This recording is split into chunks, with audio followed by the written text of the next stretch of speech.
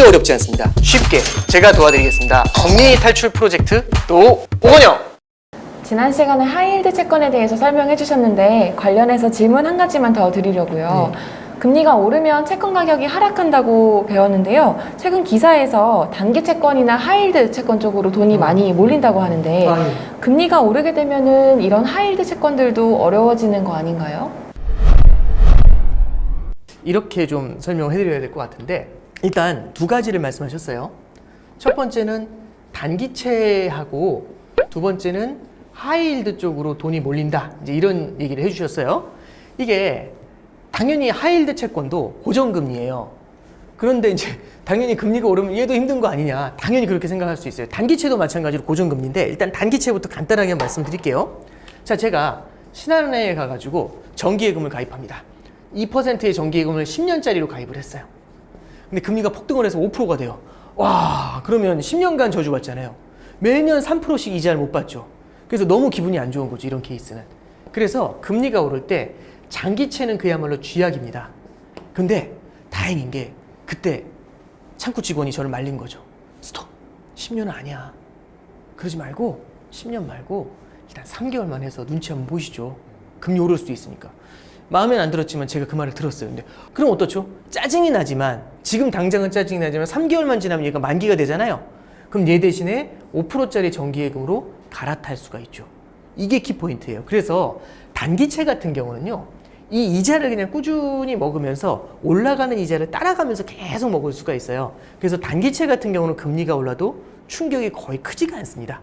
누가 죽냐면 장기채가 그야말로 이제 쥐약이다 라고 이제 말씀드렸어요. 그래서 단기채로 돈이 몰린다 이건 이해가 돼요.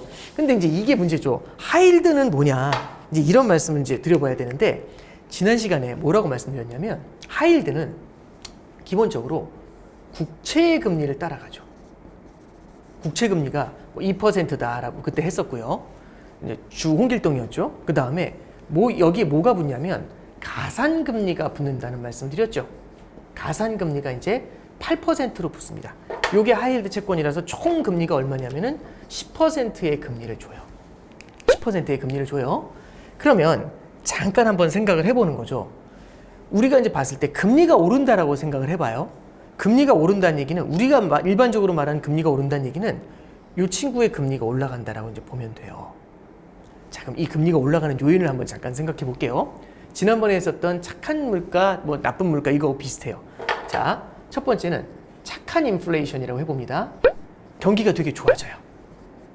경기가 되게 좋아집니다. 그러면서 기업들의 설비 투자가 늘어나요. 그 다음에 고용이 증가하면서 사람들의 소비가 늘어납니다. 그랬더니 기업들이 튼튼해지고 경기도 더 좋아져요. 이런 구조입니다. 그럼 여기서 우리가 봐야 될 게 뭐냐면 다른 걸 볼 게 아니라 금리도 올라가지만 설비 투자가 늘면서 대출을 많이 받으니까 금리도 올라가지만 기업들이 튼튼해진다라는데 여기에 이제 별표를 칠 필요가 있어요. 이게 핵심 포인트예요. 그죠? 자, 첫 번째, 그리고 이런 경우에는 금리가 올라가더라도 제가 뭐라고 말씀드렸냐면 주가도 좋을 수 있다 이런 말씀을 드렸었죠. 그 다음에 나쁜 인플레이션 같은 경우는 이런 경우에는 당연히 경기도 눌리고 물가도 오르고 금리도 오르겠죠. 이런 경우에는 금리도 오르는데 주가도 별로 좋지 않을 수 있다 이런 말씀을 좀 드렸어요. 왜 했던 얘기를 왜 또 복습을 하냐면 얘한테도 똑같이 적용이 돼요. 자, 봅니다. 착한 인플레이션 하에서 한번 볼게요. 착한 인플레이션입니다. 금리가 올라요. 그래서 우리가 말한 이 국채 금리가 뜁니다. 금리가 얼마까지 뛰었냐면 3%까지 올랐어요. 금리 엄청 뛰었죠. 금리 올랐네? 딱 생각을 했는데 문제는 뭐냐면 경기가 좋아졌죠. 그랬더니 기업들이 튼튼해져요. 다 이제 주 홍길동을 다 알아요. 너무 좋은 기업인 거예요. 그랬더니 어떻게 되냐면 이제 홍길동에 돈 빌리려고 하면 이렇게 많이 붙일 필요가 없어요. 뭐라고 하냐면 여기에 가산금리 5% 붙일게요 라고 합니다. 금리 올랐죠. 근데 전체 받는 금리는 얼마에 빌릴 수 있죠? 3 플러스 5니까 8%의 돈을 빌릴 수가 있죠. 그러면 하이힐드 채권으로만 보면 금리가 내려온 거예요. 자, 다시. 자, 이게 금리 올랐나요? 올랐어요. 얼마에서? 국채 기준으로 2%에서 3%로 올랐어요. 근데 하이힐드 채권 그 자체라만 보면 기업 자체가 좋아지면서 어떻게 되죠? 10%에서 금리가 8%로 낮아진 거죠. 그럼 하이힐드 채권은 가격이 뛰었겠죠. 금리가 내렸으니까. 그러면 되게 해괴한 얘기가 되는데 금리가 올라도 금리가 내려요. 그죠? 국채 금리가 오르지만 하이힐드 채권의 금리는 내려요. 이게 가능한 거예요. 어디서? 이런 착한 인플레이션 하에서. 우와, 그러면 금리 올라가면 하이힐드 채권 하면 되겠네. 어떻게 올라가느냐가 중요하다고 했죠. 만약 이렇게 올라가면 어떨까요? 금리가 뛰는데 경기도 안 좋아져요. 그럼 얘는 8%가 아니죠. 10% 이자를 붙여야 될 수도 있죠. 그럼 어떻게 될까요? 13%가 돼요. 하이힐드 채권도 망가지게 되는 거죠. 그래서 우리가 하이힐드 채권을 볼 때 제일 중요한 게 뭐냐면 하이힐드 채권은 채권하고 주식의 가운데 정도의 성격을 가져가요. 중간 정도의 성격을 가져요. 그래서 경기가 좋아질 때는 위험자산 같은 느낌을 좀 많이 줘서 리스크가 있지만 가격이 빠르게 뛰는 그런 형태의 모습들을 자주 보이곤 합니다. 그래서 우리가 항상 볼 때는 그 국채금리 자체, 이 기준금리 자체도 봐야 되겠지만 기준이 되는 이 국채금리도 봐야 되겠지만 가산금리가 하이힐드 채권에는 보다 큰 포인트다라고 보면 되고요. 지금 이렇게 이쪽으로 돈이 몰린다는 얘기는 아마 이제 사람들은 착한 인플레이션, 경기도 좋아지는 거 아니야? 이제 이런 기대를 갖고 있는 거 아니냐라는 이제 생각을 해볼 수가 있겠죠. 이렇게 해서 이제 해석을 할 수가 있을 것 같습니다. 또 오건영. 그럼 반대로 네. 금리가 내리는 시기에서의 하이힐드 채권 투자는 어떻게 생각해 볼 수 있을까요? 방금 전에 금리가 오를 때도 두 가지로 해석했잖아요. 내릴 때도 비슷하겠죠. 그때 다 다르겠죠. 한번 잠깐 볼게요. 어떤 그림이 나오냐면 이렇게 보시면 돼요. 뭐냐면 금리가 내려갑니다. 언제가 그러냐면 작년도 같은 케이스를 볼게요. 20년도 4월 이후에 미국 중앙은행인 페드에서는요 엄청난 유동성을 주입을 해줘요. 돈을 막 뿌리니까 돈의 공급이 늘어나니까 이 힘으로 인해서 금리가 낮아지게 됩니다. 그러면서 경기를 끌어올리기 시작을 해요. 이게 이제 작년도 그림이에요. 그럼 다시 한번 그려볼게요. 하이힐드 채권은 밑에 국채라는 게 붙어 있죠. 요 위에 뭐가 있냐면 가산금리라는 게 붙어 있다고 말씀드렸어요. 국채금리가 2%입니다. 가산금리가 8%예요. 그럼 이 경우로 한번 볼게요. 돈을 막 뿌립니다. 그랬더니 국채금리가 얼마까지 떨어지냐면 1%까지 떨어져요. 근데 경기가 살아나요. 그럼 어떻게 되죠? 가산금리가 5%까지 떨어져요. 와, 그러면 총금리가 하이힐드 채권 기준으로는 10%였죠. 두 개를 더하니까. 근데 지금은 금리가 6%까지 내려왔죠. 이런 건 이제 우리는 어려운 말로 뭐라고 하냐면 대박이라고 얘기하는 거죠. 와, 이런 케이스가 되는 거죠. 근데 항상 이렇게 좋은 일만 일어나는 건 아니에요. 어떤 일이 있냐면 위기가 찾아옵니다. 경제 위기가 찾아와요. 그럼 중앙은행 입장에서는 이 위기를 극복하기 위해서 어떻게 해야 될까요? 금리를 잡아 내려야겠죠.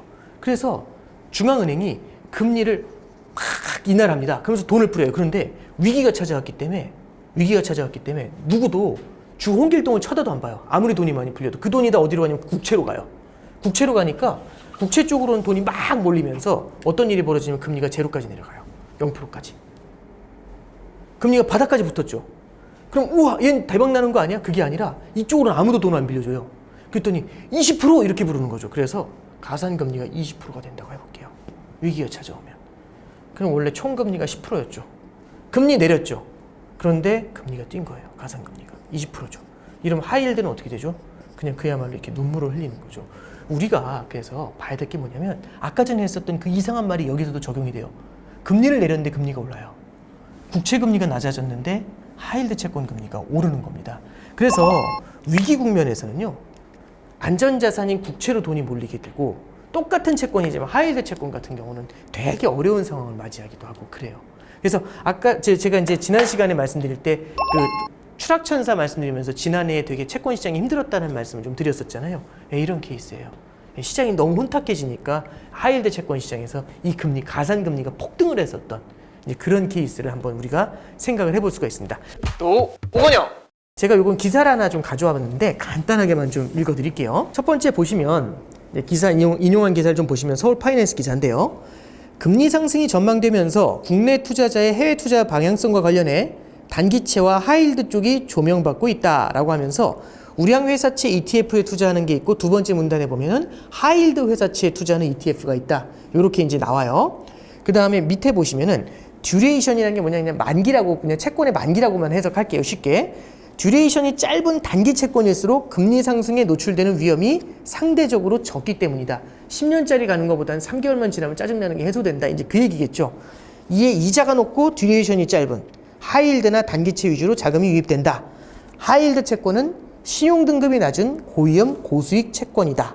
그죠? 한 증권사 관계자는 경기 회복에서 호황으로 넘어가는 시점에서 하이힐드 채권에 대한 선호도가 높아진다라고 얘기를 하고 있죠. 그래서 아까 전에 말씀드렸던 것처럼 금리가 오르더라도 하이힐드 채권에서는 경기 펀더멘탈이 좋아지면서 하이힐드 채권의 금리가 내려오는 그런 그림이 나타날 수 있다. 이렇게 이제 볼 수 있겠네요. 네, 오늘은 여기까지 하겠습니다. 감사합니다. 다음 주에 또 오건영.